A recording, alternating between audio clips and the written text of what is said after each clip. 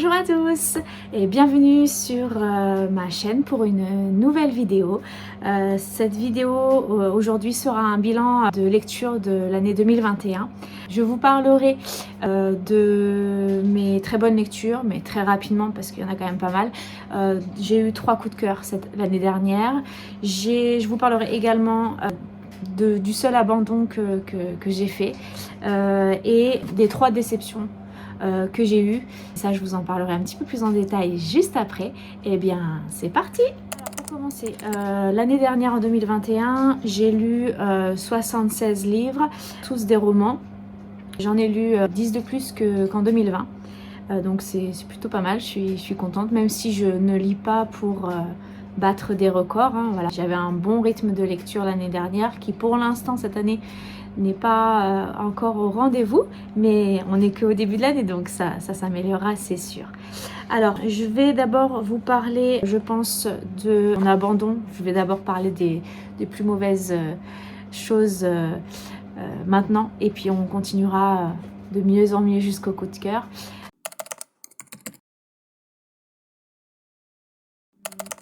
Alors, ce n'est évidemment que mon avis personnel. Alors, celui que j'ai abandonné l'année dernière, c'est Les 100 000 royaumes de N.K. Jemisin, qui pourtant est très bien noté sur Livre Addict. Mais, alors, je vous mettrai la petite couverture. Mais franchement, alors... je l'ai lu il y a quand même quelques temps. Enfin, je l'ai commencé. J'ai lu, je pense, 100 pages. Et puis finalement j'ai abandonné. Je me suis dit continue et en fait j'ai pas pu. J'ai pas du tout accroché avec l'écriture de l'auteur. Ça partait dans tous les sens, des phrases étaient pour moi n'avaient ni queue ni tête. Pourtant le résumé me plaisait vraiment beaucoup. Et puis finalement je me suis dit allez, tu vas te bloquer, c'est pas la peine, donc je l'ai abandonné. Voilà.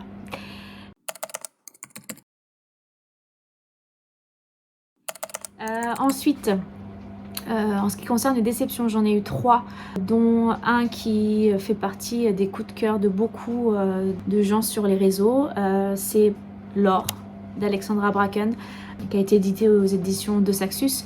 Alors je l'ai lu en entier évidemment, mais je n'ai pas eu du tout le coup de cœur ou l'envie quand je lisais de ne pas m'arrêter. J'avais pas envie forcément quand je m'arrêtais de le lire de m'y remettre. C'était un peu compliqué parfois. J'ai eu beaucoup de mal à m'accrocher à l'héroïne en fait, à l'apprécier. Je n'arrivais pas à créer de lien avec elle. Effectivement, il y avait beaucoup d'actions. Le principe des jeux dans notre monde actuel, je trouvais ça vraiment super avec la mythologie grecque, etc. Mais je sais pas, il y avait quelque chose qui n'accrochait pas avec moi. La plume, ça m'a pas fait rêver en fait, et même la relation entre les deux personnages principaux, je ne me rappelle même plus le nom de personnage masculin, ne m'a pas fait rêver. J'étais pas là en train de me dire allez, j'espère qu'ils vont finir ensemble, ou j'espère qu'il va pas mourir, etc. Bon, ça m'est passé un petit peu au-dessus de la tête. Et puis la fin, un peu décevante. Bon, voilà. J'en parlerai pas plus. C'est encore une fois que mon opinion et c'est mon ressenti. Donc du coup, voilà, j'ai été déçue par cette lecture. La seconde, c'est, comme je vous en ai parlé dans ma première vidéo, évidemment, c'est La quête des Willan, le premier tome de Pierre Bottero. Je m'attendais vraiment à plus que ça en fait, c'est-à-dire que c'était déjà trop jeunesse pour moi, et puis même la plume ne m'a pas atteinte, j'étais pas transportée plus que ça. C'était sympa, mais sans plus. Je m'attendais à beaucoup plus punchy, à beaucoup plus entraînant et addictif. Et enfin, dernière déception de cette année, c'est Les Dames du Lac, le tome 1 de Marion Zimmer Bradley. L'histoire était vraiment bien, j'aime beaucoup les légendes arthuriennes, mais l'écriture, j'ai trouvé ça quand même un peu long, quoi. Il y avait beaucoup de longueur, donc du coup, ça m'a un peu perdue. D'ailleurs, il y a la suite, mais je pense pas que je la lirai. C'est pareil, ça m'a pas plus embarqué que ça. Je lisais pour aller au boulot dans les transports en commun, et puis je voyais bien que ça n'accrochait pas parce que les pages se tournaient beaucoup plus lentement que normalement en fait. Donc je l'ai terminé pour le finir, mais c'est tout. voilà, j'ai été déçue également.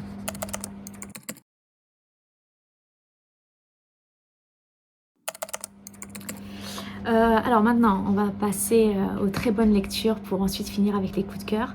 Les très bonnes lectures, cette année j'en ai eu 16. Donc vous voyez, sur quand même toutes mes lectures de l'année dernière, j'ai pas eu tant de très bonnes lectures que ça. En fait, je m'aperçois que je suis peut-être un peu exigeante quand même dans les lectures.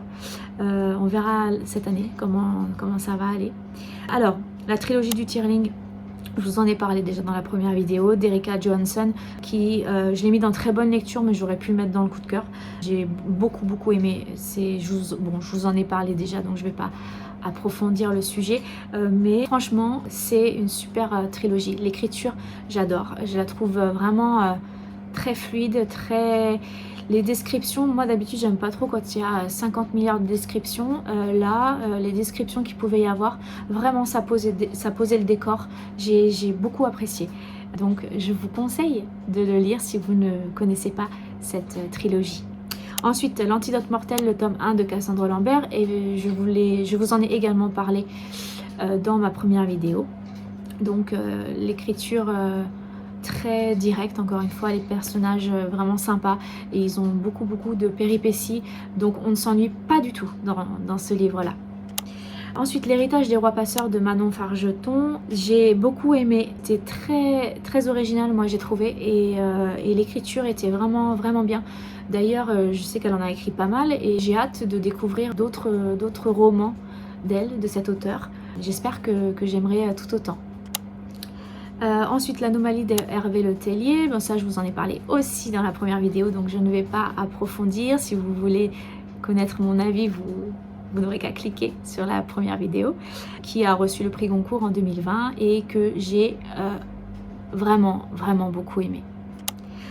Ensuite, La Passe Miroir, le tome 4, je l'ai lu en tout début d'année dernière, en février, et j'ai beaucoup aimé me replonger dans cet univers qui est très touffu, et l'écriture de Christelle Dabo, c'est juste incroyable. J'ai beaucoup aimé, j'ai malgré tout été... Je ne l'ai pas mis dans les coups de cœur parce que j'ai quand même été déçue de la fin, en fait. J'aurais voulu autre chose. Voilà, j'ai beaucoup aimé, surtout le tome 1 et le tome 2. Ensuite, Le Roi Maléfique, donc de Holly Black, c'est le tome 2 du Prince Cruel.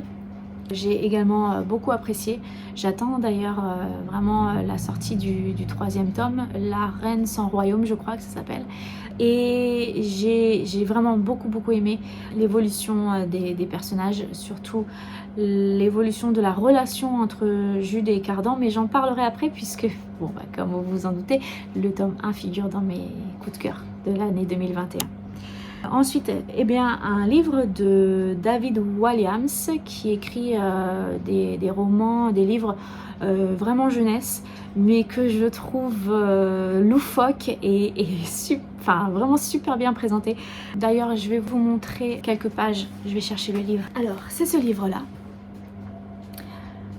Donc déjà, moi, les illustrations me font rire. Ça me fait penser un petit peu aux illustrations des livres de Roald Dahl. Alors je vais vous montrer une ou deux pages. Bon, alors déjà des pages avec des illustrations, du texte. Ça attire vraiment l'œil en fait. Et puis par exemple ici, ce genre d'écriture un petit peu dans toutes les pages colorées aussi avec des textes, vous voyez, par exemple des lignes qui ne sont pas droites, des écritures avec des polices différentes, des tailles différentes également. Je trouve ça vraiment super. Et alors ce livre m'a fait rire en fait, c'était vraiment un petit bonbon quoi, c'était très drôle à lire. D'ailleurs je l'ai lu très vite parce que ce sont des histoires sur plusieurs enfants différents à qui il arrive des mésaventures, ce sont les pires enfants du monde, et donc c'est très drôle et je pense que je l'emmènerai dans ma classe pour que mes élèves le lisent, ça leur plaira certainement. Alors ensuite, j'ai lu, très bonne lecture aussi, le tome 1 des 7 sœurs de Lucinda Riley sur Maya. Je m'attendais pas du tout à aimer cette lecture. parce que c'est quand même contemporain, il n'y a pas du tout de fantasy, c'est pas du tout policier ni rien du tout, mais j'ai beaucoup aimé sa plume et elle m'a embarquée vraiment. C'est l'histoire de 7 sœurs qui ont été adoptées par un homme très riche, et lorsqu'il décède, il laisse un indice pour chacune de ses sœurs pour qu'elles puissent retrouver leurs origines en fait. Et la première sœur, donc l'aînée, Maya, se retrouve à aller au Brésil et à découvrir ses racines, etc. Et donc, il y a 2 temporalités dans le livre. On suit donc Maya dans le présent, qui rencontre des gens, qui découvre un petit peu la vie de ses ancêtres. Et on suit aussi l'histoire de l'une de ses ancêtres, justement, et donc plusieurs années auparavant, je ne sais plus combien de temps avant. Et on voit leur histoire. Et j'ai été vraiment très touchée par l'histoire de cette Isabella, je crois, je ne sais plus comment elle s'appelle, mais vraiment c'était très bien écrit, j'avais vraiment envie de continuer. J'ai l'intégrale parce que c'est sur e-book que je l'ai lu. J'ai été très très agréablement surprise et j'ai beaucoup apprécié ce premier tome. Ensuite, les tomes 1 et 2 de Nevermore de Jessica Thompson que j'ai beaucoup aimé. J'ai le tome 3 qui doit être quelque part, je ne sais plus exactement où, que j'ai vraiment aimé. Alors le deuxième, ça approfondit, ça va plus loin, il y a plus, elle grandit, ça devient vraiment, c'est plus profond. Franchement, j'ai vraiment beaucoup aimé. J'ai hâte de lire le tome 3 du coup, en sachant qu'il y en a, je crois, 8 ou 9 qui sont prévus, donc il y a de quoi faire. Je pense qu'on a le temps de bien développer. Enfin, l'auteur, pas nous, l'auteur a le temps de bien développer toute cette histoire et de faire grandir son personnage qui est très attachant.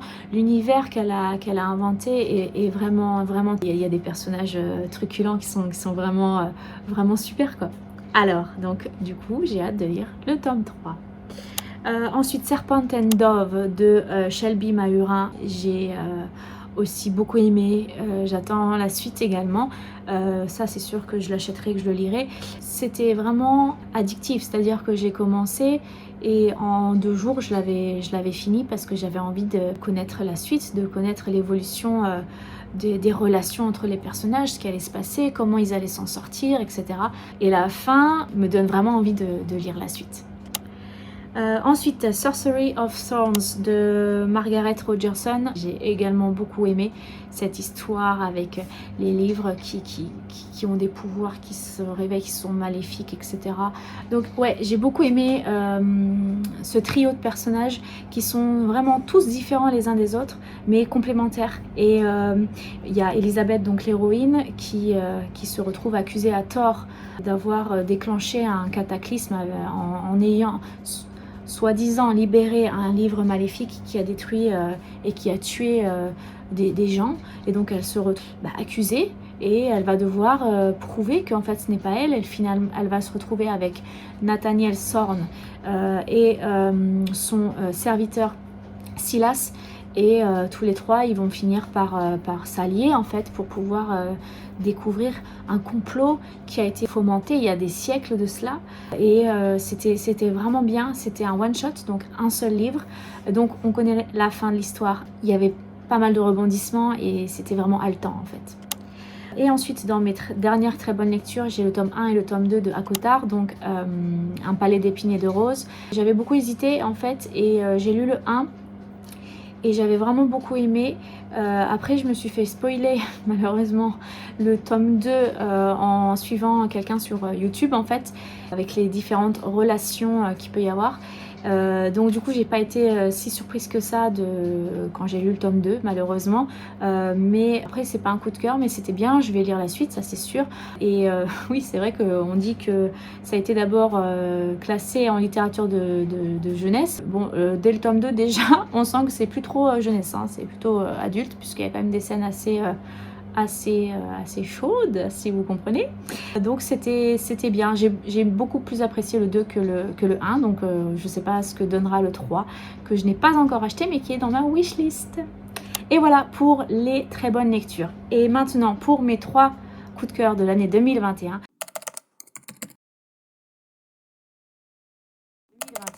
Il y en a déjà 2 dont je vous ai parlé dans ma dernière vidéo. Dans ma première vidéo, du coup Du coup, je ne vais pas forcément détailler. Donc, il y a La Passeuse de mots, le tome 1 d'Alric et Jennifer Twice, publié chez Hachette, que j'ai vraiment adoré. C'est une plume tellement poétique, mais en même temps complexe en fait. C'est-à-dire, c'est vraiment de la belle écriture. Ça nous emporte. Ils ont des mots, des tournures de phrases qui sont vraiment sublimes en fait. C'est formidable. On ne voit pas les chapitres passés. Et la fin du tome 1, c'est... On veut la suite. Alors je l'ai, mais j'attends un petit peu, comme je vous l'ai dit. Les personnages sont formidables, tous différents les uns des autres. Et comme dans Sorcery of Thorns, ils sont tous complémentaires et ils ont tous des failles, ils ont tous des forces et ils sont vraiment tous attachants. On a l'impression d'être dans le livre et de vivre avec eux les aventures. C'est juste formidable. Franchement, je suis époustouflée. Ensuite, le deuxième coup de cœur, c'est Le sang et la cendre de Jennifer L. Armentrout aux éditions de Saxus. Vraiment addictif, je ne pouvais pas m'arrêter. Cette écriture, en fait, nous plonge dans l'histoire et on a le palpitant qui est à fond, en fait. On peut pas s'arrêter. Enfin, voilà, c'était super.